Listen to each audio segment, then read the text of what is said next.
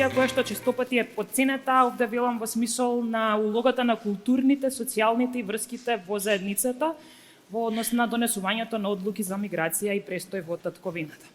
Овде модераторка е Сребра Ѓоргиевска, ценета новинарка од областа на културата, има над 20 години овде искуство кое што ни информира за сите значајни настани. Од моментите од кариерата ги истакнувам присуството на Канскиот фестивал и отварањето на порталот Умна. Панелисти се Мартина Бараковска, Дино Имери и Дарко Арсовски, кои што сепак им оставам исто самите да си се похвалат за своите успешни приказни. Добар ден и од мене.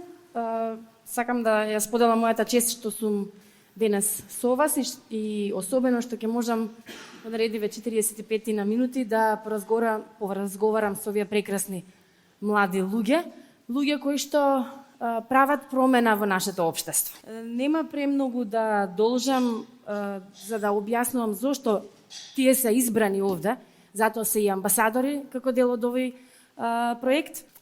Едно ќе кажам што ги спојува сите нив е дека веруваат дека промената доаѓа од секој нас поединечно и дека не секојаш виновникот треба да го бараме надвор и во општеството и во државата и слично. Ќе почнем прво со дамата, Мартина Бараковска.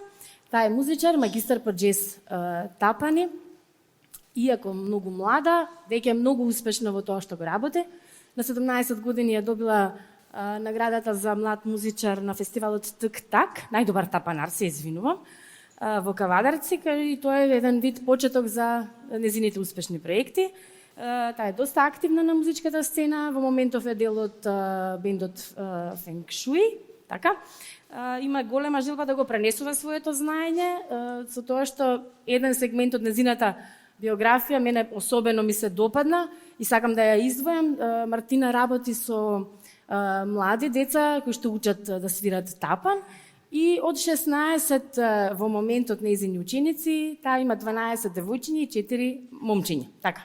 Има и своји 2 соло албуми и е амбасадор, односно зад неа стојат големи брендови музички од областа на незината дејност, односно тапаните како инструмент и област.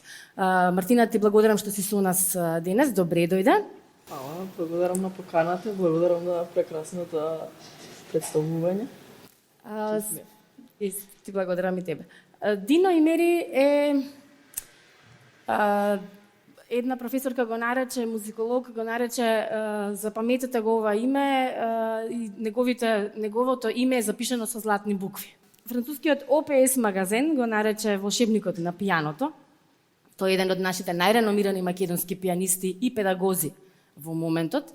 Имате титула и влеговте во листата на 10 најамбициозни, најдобри млади европски пијанисти.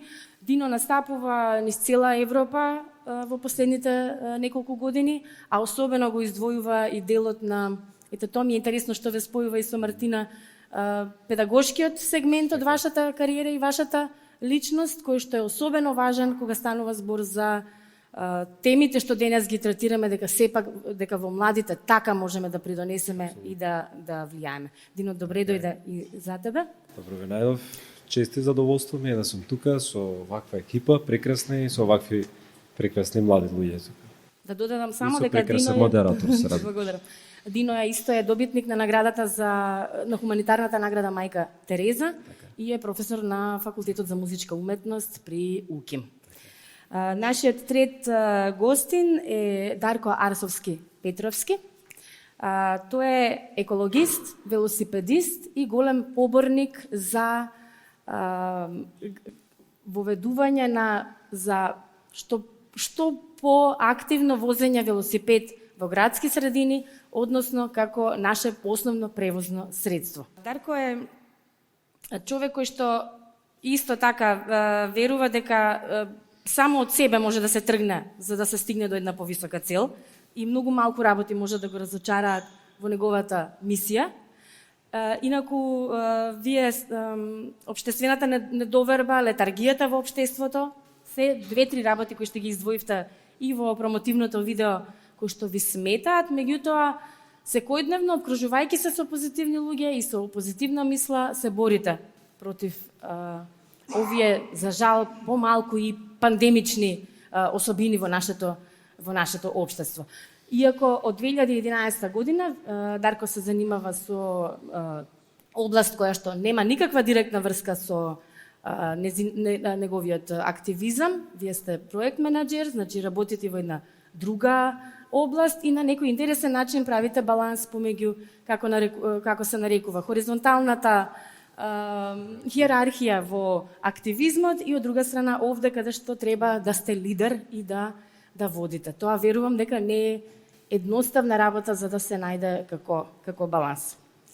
Ти благодарам и тебе што си со нас денес. Благодарам за поканата, благодарам за честа да бидам со волку успешни лица заедно на панел. Посебно бидејќи вашиот успех е меѓународно признаен, кој што имате нешто оставено позади вас, додека мојата работа зависи само од тоа колку може да влијам на луѓето да сменам јавно мислење, заедно се бориме против нешто и тие што се на чело на власт да не слушаат и да направат нешто за нас. И браво за вашето успеавте толку да го дефинирате тоа што го работам. Значи не една работа, милион работи се, се што правам буквално е сплет на работи кои што на крај влијаат како ќе биде улицата пред нас, како ќе се движиме на кај работа, на кај дома, што е многу тешко само под себе да се објасни. Фала ви. Мартина, девојче што свири на тапани, тоа за во македонски услови во нашето општество, мислам дека се уште е на некој начин обременето од предрасуди. Дали досега си имала, прво кажи ни од кога свириш тапани, и дали низ овие неколку години си имала некакви пречки, коментари од околина, твои блиски, можеби семејството или и пошироко? Зошто си го избрала тој инструмент, да речеме? Инструментот искрено не го избрав, не бев на момент каде што бирав било каков инструмент, сакав да влезам во музиката, па бев како ајде сега што ќе свирам, туку баш сакав да свирам тапани. Мислам, многу интересен инструмент ми беше, мене предизвикувачки, не знаев. Мислам, кога ќе видиш гитара или пијано или со нели секоја почит за сите тие инструменти, до некаде знаеш како, што се случува, ама кога ќе видиш тапани, некако е многу комплексно целото тоа, сите екстремитети се вклучени, имаш целосна моторика што треба да ја развиеш за да почнеш да свириш на инструментот. И тоа ми беше многу, не знам, бев восхитена од инструментот и баш сакав да почнам да свирам тапани. Почна кога се запиша на факултет или претходно имаше некакви... Не, почнав на 13 години, кога мислам дека отприлика кога бев прва година, средна, и сакав некое време да почнам, но не знаев како, искрено не доаѓам од фамилија што е музичка, што баш сите сме свирали инструменти, туку некако требаше сама да го пронајдам патот како се почнува да се свири на инструмент, поготово тапани, не можеш само да го купиш и да го ставиш дома, живеам во стан и не е пријатно. Не е баш наедноставно. Така што почнав да одам на приватни часови кај Иво Митковски. Тоа ми е еден од првите луѓе од кои што сум добила комплетна поддршка и мислам дека е еден од луѓето, односно од него дознав и ми ја всади таа идеја дека можам да одам на факултет за музика и баш да студирам тапани и од тогаш тоа ми стана многу интересно како мисла, како па што ако уствари јас тоа го правам во животот. И имав многу голема среќа да учам средно во гимназијата Никола Карак, каде што мислам дека најуметнички настроената меѓу гимназиите. Да, и мислам дека така се склопија сите работи. Јас сакав многу работи поврзани со уметноста, затоа што во Карав има и цртачки момент, мислам сите што сакаат да цртаат или некако да се изразуваат креативно. Но многу се поврзав со професорката Емилија Ристановска и мислам дека 90% од тоа што сум ја сега и тоа што го правам и што сум одлучила да продолжам да го правам, има она удел како ментор и како едноставно како индивидуа и пред се воспитувач, не толку Музичкиот дел секако, бидејќи она си е специјалист во тоа, но воспитниот момент мислам дека кај неа е пресуден затоа што успева да не оформи како личности дури и во средни работи со нас на тоа. Така што искрено мислам дека и покрај сигурно имало негативни коментари или сега девојка на тапане, па како, па имаш ли сила ти воопшто да го правиш тоа е нормално, секогаш се случува и дури и сега некои луѓе има чудно и мене не ми е чудно што има чудно. Така што само сакам да докажам и да мотивирам и други девојки да го прават тоа за да не биде веќе чудно. Така што тие негативни коментари секогаш ме мотивирала многу повеќе од колку што ме демотивирала, и многу поголем дел морам да кажам дека сум имала среќа и многу повеќе позитивни коментари и од семејството и од професорите со кои што сум имала среќа да учам, така што да. Овде се надоврзуваме на многу поенти од претходнава дискусија, особено делот Стефан што го нагласуваше колку всушност се воспитанието што го стекнуваме од дома и влијанието на тие понекои професори кои што иако кога имаме 15-17 години можеби мислиме дека така се нешто што поминува и треба само да го завршиме како образование, сепак оставаат многу белек кај нас кои што понатаму во животот нормално треба да сме паметни и да го искористиме како искуство. Ќе се надоврзам на уште ова и во видеото, јас лично не те познавам, меѓутоа од видеото имав една многу убава, толку ти се убави одговорите што човек може да те запознае низ тие 2 минути.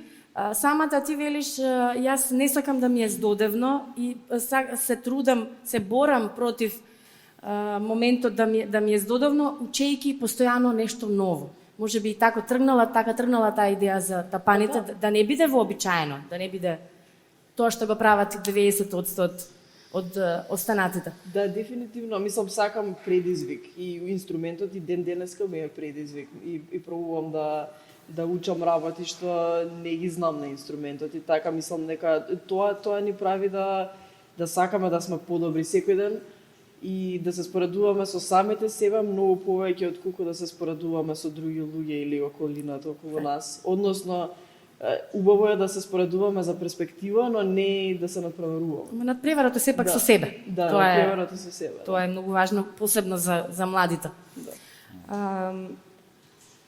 Дино, колку настапите во странство пред светска публика во различни средини, на некој начин ти даваат одговор да си кажеш каде ти се наоѓаш во однос на твојата кариера, во однос на твојот квалитет, во однос на тоа до каде се наоѓаш со твојата уметничка насока. Прво, овие работи што ги кажа Мартина беа за мене исто интересни да ги чујам и на еден начин ги потврдуваат доста од моите размислувања кои што ги имам на таа тема. Така резонира човек кој што има искусено успех, на кој што не му било страв да биде различен, уникатен во својата работа, во својата дејност. Јас не за конкретно пред да го одговорам прашањето, малку ќе се задржиме на тебе. Ја пратам Мартина од многу одамна и ја гледам секојдневно како расте. И истовремено и нејзината публика ја прати и го гледа тој растеж. И нејзината меѓународна кариера се развива. На истиот начин, јас во тие години кога почнував, некако паралелно во нашата струка, предпоставуваме тоа поврзано малку и со нашата професија, паралелно оди тој процес на образование, на едукација и развивање на концертната дејност, како професионална определба, да кажам. И така во тие први патувања во странство, турнеи, едноставно отворање на некои перспективи кон мене лично, почнав да патувам многу низ цела Европа, за да практично дознам дека насекаде низ светот каде што патувам, во суштина сите ние се бавиме со истите проблеми. И се соочуваме со истите проблеми. Дали сте пианист од Париз, или од Скопје, или од Њујорк, или од Рим, во суштина проблемите кои што или предизвиците, еве да ги кажеме, кои што ве очекуваат во самата дејност се исти, апсолутно исти, и оној ваш уникатен пристап практично кон решавање на тие проблеми или надменување на тие предизвици е она што на еден начин ве издвојува од другите.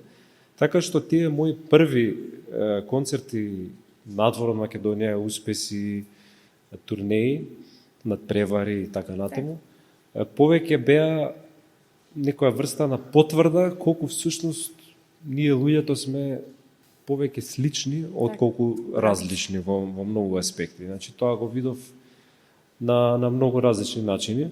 Она што беше различно се разбира се условите во кои што тие луѓе живеат. Спомнавме некои градови кои што се нели велеградови, центар на култура, не знам дали е тоа Париз, дали е Лондон, дали е Виена. Има големи разлики во однос на условите во кои нашите колеги или претходно не знам, нашите современици, да кажам, студенти се едно се бават со дејноста во друг тип на амбиент. Тоа не значи дека е подобро. И не значи дека се подобри музичари. Имено, и повторно тоа ќе го потенцирам во многу ситуации.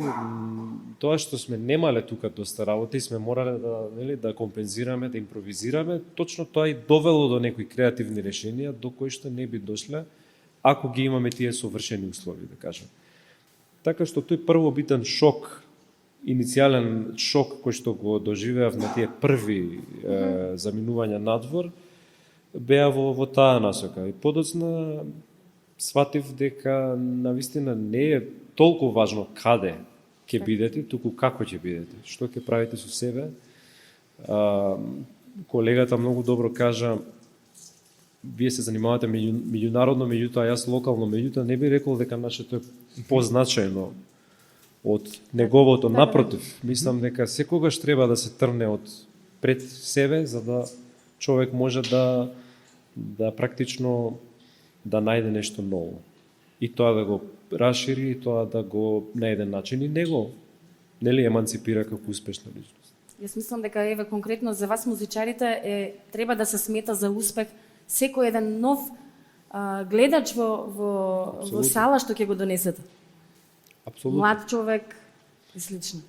Дарко, на точак стана една навистина интересна иницијатива, која што веќе е многу нашироко прифатена. Дали низ овие години имавте коментари од типот што се трудите, што се мачите, тешко се менуваат работите кај нас, дали имавте таков, дали бевте обкружени можеби со некаков песимизам? Прв ден? И дали тоа ве колебаше нормално во вашата мисија? Не, од прв ден. Природно, и мислам дека не е само кај нас дека она што обкружување, ма природно е. Независно дали се работи за нешто сака да смириш на улица, верувам дека дури и музичарите може да потврдат дека општеството ни прави некои пречки да функционираме. Нешто што може би они сака да направат, или може би не сакаат они да успее, или може би едноставно сакаат да не заштитат нас од пораз. Редовно се слуша да кажа некој нема да успееш, џабе го правиш тоа, подобро фокусираш на нешто друго. Само да кажеме на работа. Зборувам брзо, очигледно. Слободно прекинувајте ме ако Нема треба, да повторувам ако треба. Ќе кажеме повеќе така, нема проблем. Значи работата е од сам старт сите ни го кажуваат, тоа не сите, барем широк круг, пошто на точак почна на Твитер. Екипата што го правеше точак не се знаеше меѓу себе. Една девојка твитна, ајде да правиме критична маса во Скопје како што прават тука, собравме во парк рандомно непознати луѓе меѓу себе. Почнавме да возиме, видовме дека прв пат на критична маса дојдоа 500 луѓе на настан направен само на Facebook 2 недели претходно. Викаме, окей, ова може би да огромно. И имаме поддршка, ќе не слушаат, правиме што правиме. И сега првите 2 години бевме инкогнито.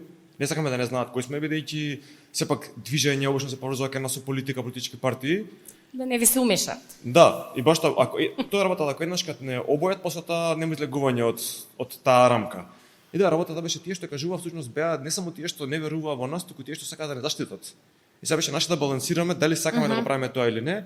Најдовме модул како тоа да го правиме независно од другите коментари и што повеќе успеавме, толку повеќе тие се застишуваа. Истите луѓе се уште коментираа, ама за други работи. За други работи поврзано со нас, значи да речеме почнуваме борба прво и основно нели за ослободување од коли на партизанска пред Буњаковец. Викаат нешто нормално, тоа нема никош биде кај нас, тоа го гледате на запад. денеска е незамисливо да има паркирана кола. Пред Боњаковци. Да. Поминува таа борба, освојуваме таа победа, правиме нешто друго. Не знам, каде што направија нов булевар од Соборен храм нака Јосип Брз Тито, 3 ленти ставени секоја зеленило, викаме нешто мора да се смени, вика дечки тоа ставија 3 ленти. Борба, направија барем една велосипедска лента, ги скратија лентите.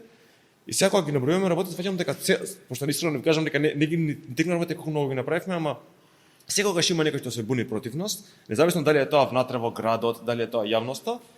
Ама на крајот на денот, ако сме доволно гласни, ако сме доволно упорни, ако смениме доволно мислења, тоа што го намислуваме, независно што ќе кажат другите, успеваме да го оствариме.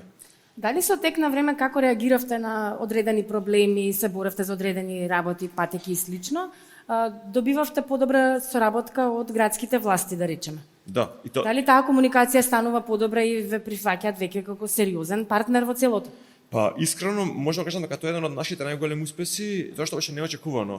Зборам во целата долгогодишна историја, не зборам последниве години. Која година започна? 12-та. 12. Да, значи веќе уште 12 години даш помина Так. скоро.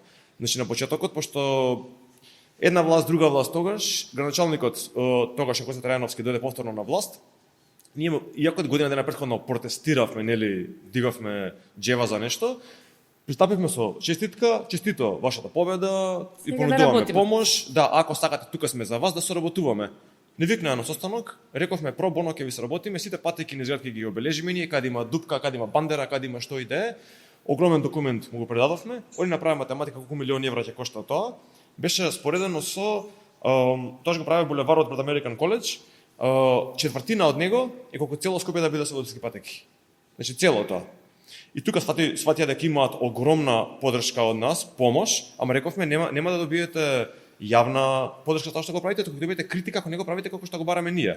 Рекоа ако, бидејќи ние немаме уши и очи на улиците, работете како тоа што го работите, менувајте граното мислење, ако ние сгрешени бидете наш коректив.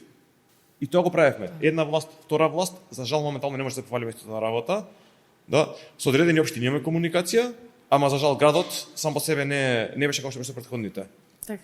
Да, и една работа која што исто така е за пофалба, е што Скопје Велоград, кој што го почна Коста Трајановски градоначалник, го продолжи Петре Шилегов, кој што е од спортивниот политички табор. Не е важно, тоа апсолутно. Да, ама мислам Мисијата дека да си се продолжи. да, многу ретко мислам дека обично да си продолжуваат на претходникот кој што бил и нивниот опонент на избори.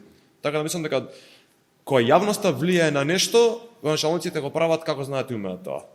Да, се враќаме овде и колку тоа е точно и со темава што ја имаме денес, колку се важни тие социјални однесувања во една средина, односно со други зборови каков ни е менталитетот на функционирање и кога е нешто јавно добро и важно, како што е оваа граѓанска дејност. Мартина, спомнав на почетокот дека работиш со деца. Колку време веќе и кажи ми каков е предизвикот да се работи со млади? Како тие ги прифаќаат тапаните како инструмент и посебно ми е интересен моментот дека имаш повеќе девојчиња од момчиња, дали можеби влијае тоа што ето ти си девојка, дали имаш некакво сознание? Па да, сигурно. Сепак ова е борба со предрасудите, да се разбираме кај нас.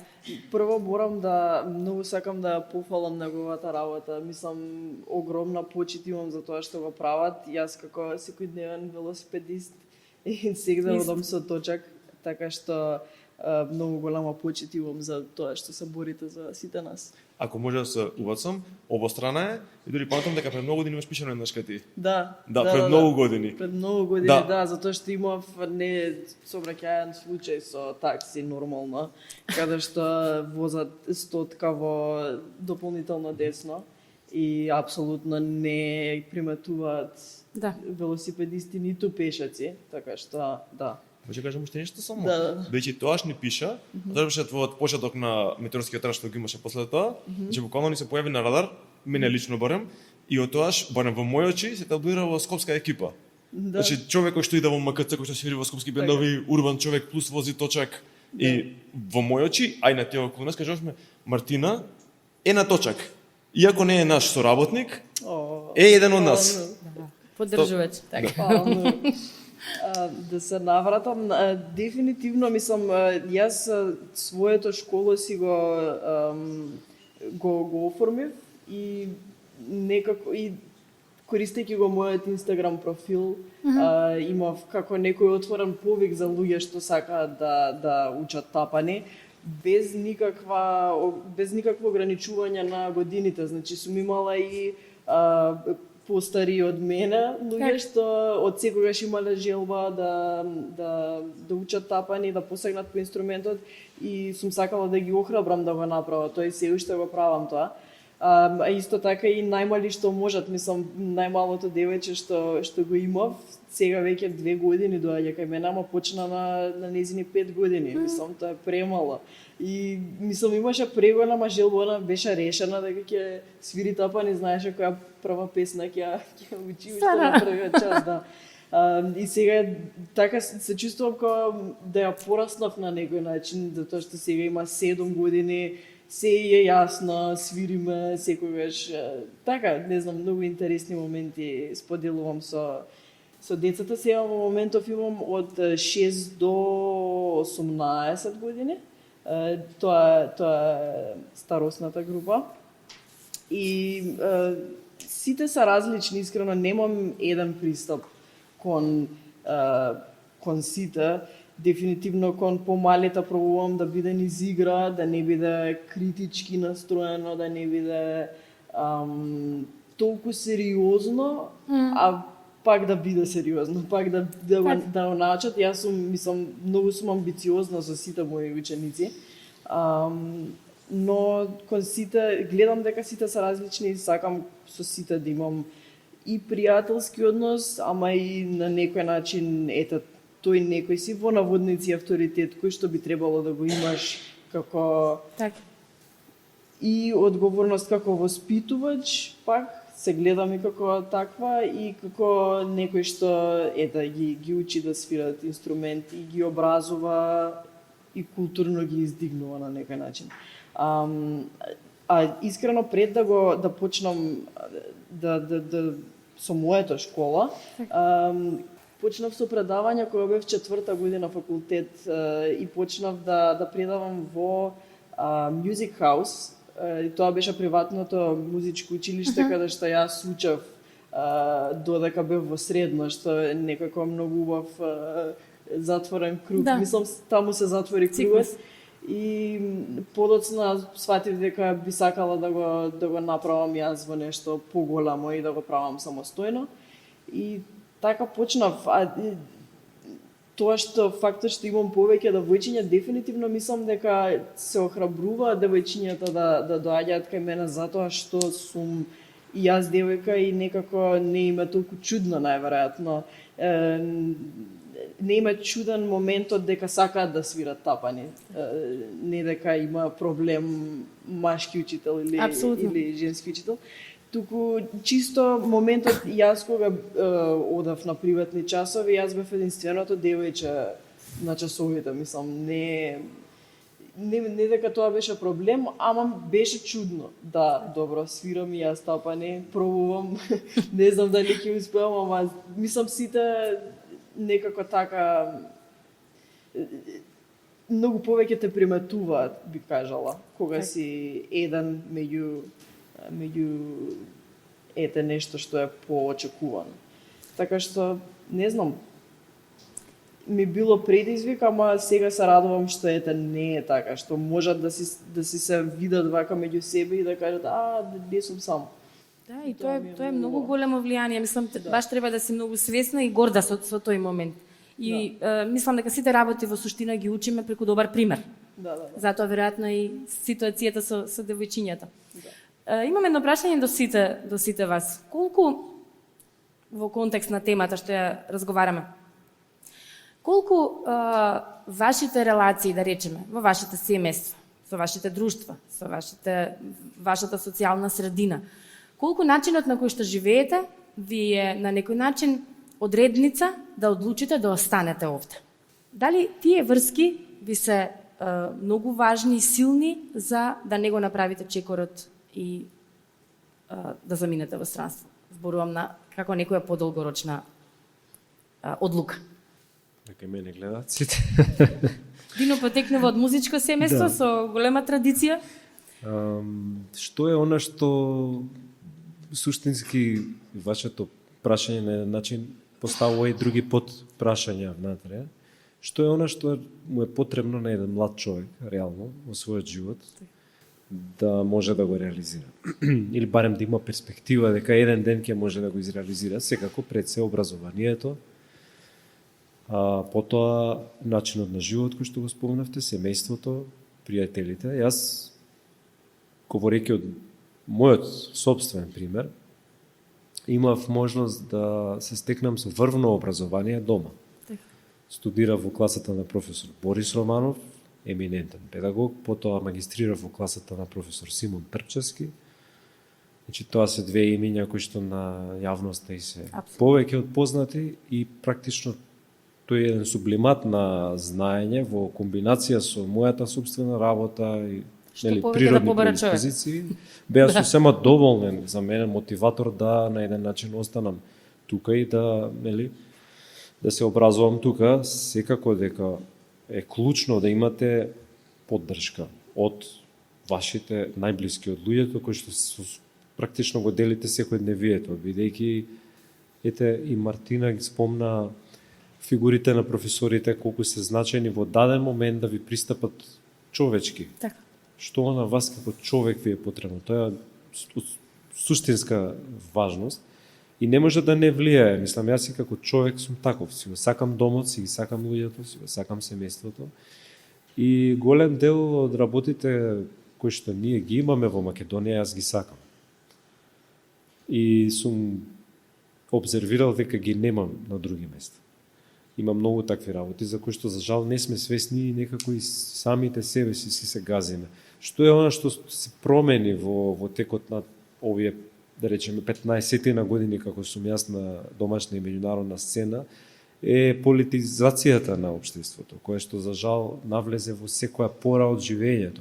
И тоа е еден голем мотиватор според мене многу млади луѓе да се одлучат на таков чекор за кој што вие кажувате, бидејќи доаѓа еден момент кога овие неколку суштински работи кои што му се потребни на младиот човек не може да ги оствари тука на начин барем на кој што самиот за себе смета.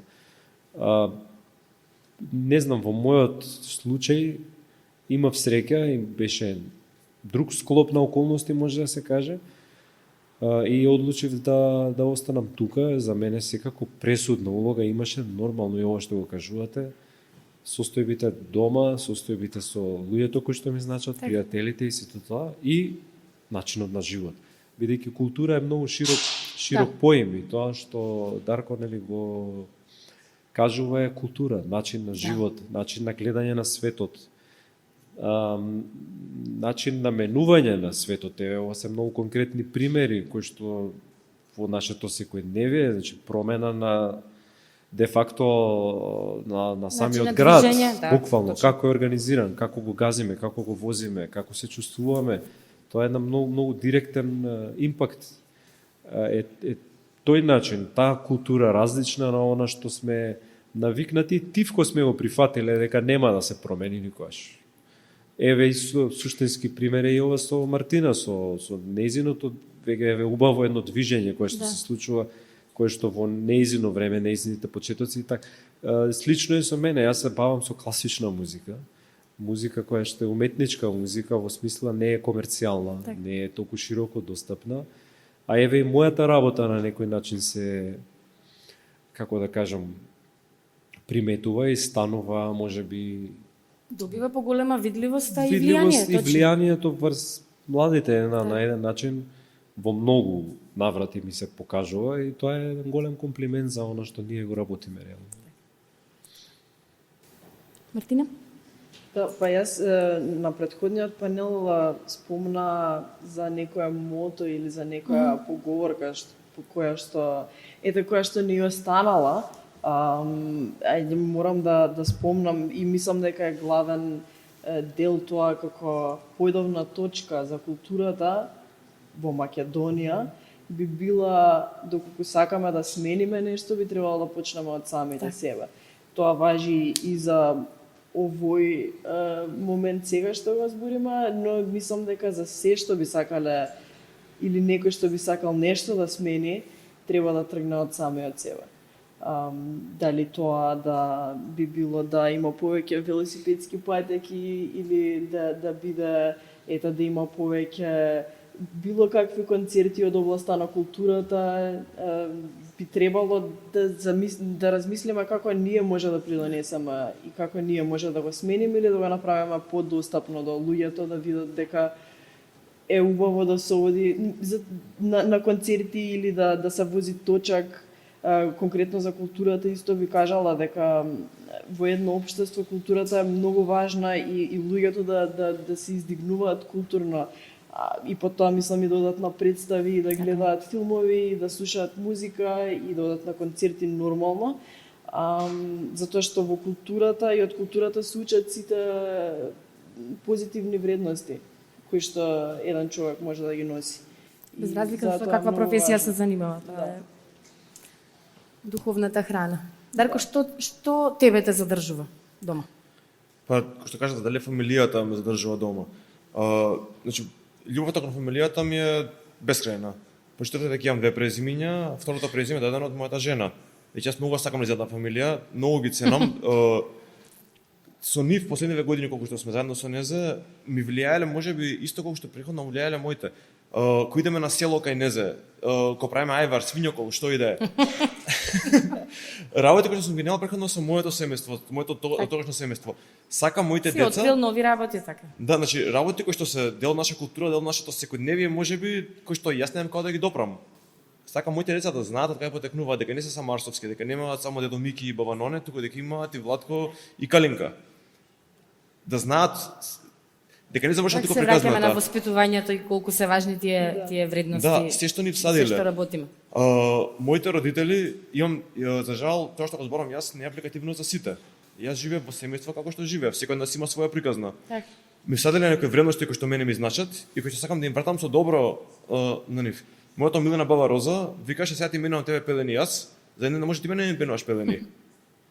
Не се е на слика тоа, ама ми останува баш тоа во глава. Тоа што го работам јас сега е враќање за нив. Значи, пари инвестирале, време инвестирале, имот инвестирале. Не барат ништо тоа назад, ама најмалку што може да направам е да им вратам барем основата за тие да бидат среќни. Дали тоа значи дека задоволувам своите потреби прво, после тоа нивните. Дали тоа значи дека ќе останам во државата и секој ден ќе се гледам со нив, важно ми е само да се тие среќни. Тоа што го правам јас на улица, конкретно веќе нели улица, во случајов тоа што работам денеска што го збориме тука. Ми значи мајка ми да знам дека може кога се движи низ лаја да не сопне на дека и за нив си направил подобро. Да. Тоа е Значи, нели улицата е мерило за инклузивноста.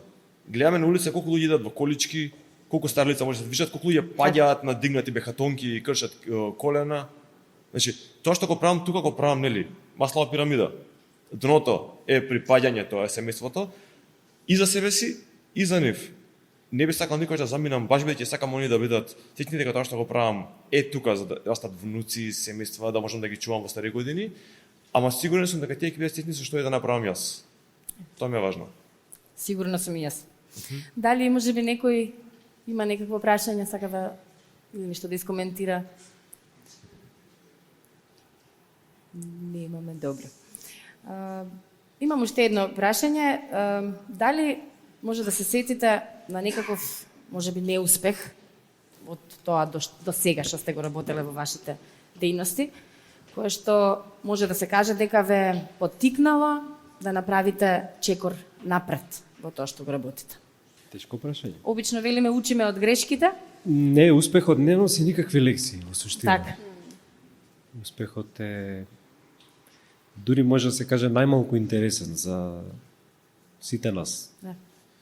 И кога обично највеќе се мотивираме кога ќе видиме некој големец за нас, некој човек што го цениме, дали е тоа во професијата, дали е тоа зашто се животите на глумците на пример често под лупа. Ние читаме за нивните неуспешни врски, пропаднати бракови. Така да. Нели неуспешноста и како тие практично од тоа испливуваат. Некој пат сакаме да видиме дека не испливуваат, дека останале долу, па ние се чувствуваме некако по... Да, тие имаат слава и пари, ама ние сме. Да, ние барем, да, мислам мотивацијата, нели убавината е секогаш во очите на на посматрачот. Многу, јас лично имам доживеано многу неуспеси, можеби повеќе неуспеси отколку успеси. И кога ќе се вратам наназад, точно тие моменти се на еден начин некакво скалило кое што ме изградило да бидам денес рамнодушен и на успехот и неуспехот. Односно, од секој ден да го почнувам од нула, да бидам многу среќен и благодарен што Тоа сум е многу сега голема и тука. важна работа. Тоа е многу голема лекција која што мојот пат така би го, да кажеме, ми ја предочил. Сум се соочувал со нормално разни, нашата професија е јавна професија. Се соочуваме со критика. Се соочуваме со сопки. Нашата професија е суети. Нашата професија е таква да вие на сцена го гледате како публика финалниот производ. Вие не гледате каков се притисок сме поминале за да стигнеме воопшто до таа сцена, колку пожртвуваност треба да се научи една композиција, да се навежба. Практично е борба со себе и борба со светот многу голем дел од времето. И тука има, како што кажав, повеќе падови од колку успони. Меѓутоа не е ни тоа суштината на крај, ако можам да извлечам некоја поука од сето тоа, е да повторно станеме секој пат кога се чувствуваме дека сме долу. И секој пат кога сме долу, доаѓаат до израз богатствата кои што всушност ги имаме во животот. Дали е тоа семејството, дали е тоа сонот што го имаме во најмала рака. Со кого се креваме нагоре? Со кого се креваме, зашто? Зашто го правиме ние ова, за кого? На каков начин и во што веруваме на крајот на краиштата и да не оствариме нешто што сме го зацртале, знаеме дека сме се заложили до тоа до крај, наспроти сите, нели, потенцијални пречки, проблеми, притисоци, си останал свој на своето. И некогаш тоа е доволно чувство за еден човек да биде, не знам, да неговиот живот да му има некаква вредност сам пред себе. Бидејќи колку и да сте успешен, ако го немате тоа, ќе се чувствувате како неуспех. Значи не можат другите луѓе да ви го дадат тоа чувство. Морате вие самите да си дознаете кои сте, што сте и зошто сте. Така што ако за конкретни ситуации навистина не ми паѓа на памет сега нешто што би можел да го споделам со вас, меѓутоа и ние сме луѓе како и сите други. Се соочуваме со болести, се чувствуваме со разни врски, пријателства, случувања, притисоци, мал милион, меѓутоа секој пат во тие екстремни некои ситуации може да видите од што сте направени и до кај можете да идете. И на еден начин е показател, нели ви велат Бог секогаш ви дава онолку товар колку што може да го износите. Јас верувам во тоа и мислам дека е неуспехот во суштина една прекрасна работа и една работа која што на моите студенти, јас многу често го кажувам и го потенцирам тоа, дека грешките, неуспесите се навистина како ѕвезди на небото. Значи во најтемната ноќ ни го покажуваат патот. Јас верувам во тоа и живеам по тоа секој ден. Ова е убава порака, посебно и за преска пас, че спомнавме со другиот панел, и за денешните генерации, колку е важно да сватат дека не доаѓа успехот преку ноќ. Особено за нив, бидејќи малку сме сведоци на една... Успех, капитал и сето тоа. И она споредба Инстаграм и се... Кажаат, Инстаграм култура се... имено, значи, очекување дека резултатите ќе дојдат веднаш. Значи, откажување при првите потешкоти. Тоа е невозможно. Мартина, дали тебе некој неуспех те поколебал до сега или може би те скршил во одредена цел, мисија твоја? Дефинитивно, мислам, и тие, како што кажа Дино, мислам, кога споредуваше со музичари од надвор и од странство, кога ќе видиш дека и не си толку различен од нив, јас сега се чувствувам со работите што он ги кажа како врвен музичар, се пронаоѓам во тоа што го кажува, затоа што неуспеси има премногу и е убаво што има, затоа што од нив и се учи многу повеќе од успесите. Успесите само ти покажуваат дека тоа што го правиш е добро и дека само треба така да продолжиш, ама која е неуспех, тогаш ти покажува, тука треба нешто да сменам, тука треба да се доработи. Ја памтам, имаше, мислам дека пред 2 години, бев во Берлин и доста сум самокритична и свирав тамо и знам дека не бев задоволна од сама себе. Така, се осеќам дека можеби сум можела подобро или сакам да бидам подобра. Бев во момент каде што осетив сега се чувствувам дека ова и ова ми фали и да бев така, не бев расположена 2-3 дена, знаете, онака си така се не се само сожалуваш, ама си се караш сам себе си. А можеш да биде подобро или ова треба, тоа треба. Ама тоа ми ме доведе до тоа да посегнам да имам ментор кој што е од странство, затоа што се мотивирав. Сакам да, значи, сега гледам кои ми се фалинките во ова што сакам да го правам и еве најдов начин како да го поправам тоа, како да ги научам тие работи за да не се разочарувам сама себе. Така Тоа ти родило нешто ново, нов чекор. Да, мислам, ова го кажувам само како пример, затоа што овој момент сега ми дојде, ама такви моменти сум имала премногу, некој не успех да ти покаже баш каде треба следно да одиш и кој ќе биде твојот следен чекор. Претходното прашање за останување дома е дефинитивно, мислам, јас многу сакам Скопје, многу си ги сакам пријателите и семејството. И главно се чувствувам и преку тоа што го правам се чувствувам дека тука имам многу работа. Имам многу работи што треба да се сменат. И дефинитивно не би сакала, како музичар, мислам дека е тажно да се ограничуваш териториски.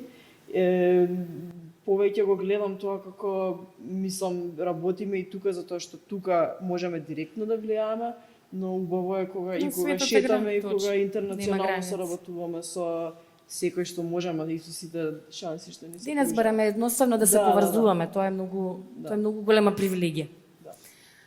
Дарко? Ден успесите?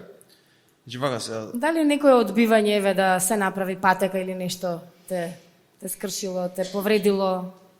Или те натерало во обратна насока кон инат? Повеќе второто. Сепак да се функционирам инат и на гнев. Так. Значи буквално тоа ми е мотиваторот.